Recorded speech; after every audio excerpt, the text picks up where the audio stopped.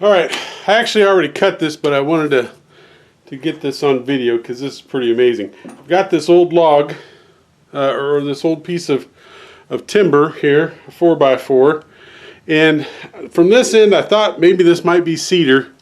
From this end it's just old muddy and kind of rotted off or something, and I wasn't real sure, but as soon as I started cutting it I knew what it was.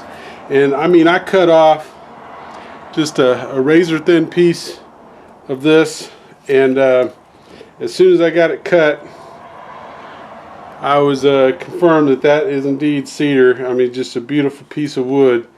And you know, you got something that looks like this, you think it's ready to throw in the burn pile, and I'm telling you, there's if it's cedar or some of the other stuff that doesn't rot very well, some of the hardwoods, you know, if you throw it in the burn pile, you can really be getting rid of something beautiful. So anyway, we're going to take the other 4 edges of this off, and I'll have a nice piece of cedar for my woodworking.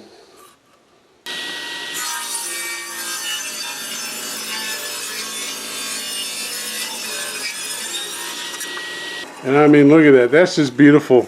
And it's really thin, but amazingly, it's still pretty strong too. But this is what goes in the burn pile, not that other piece.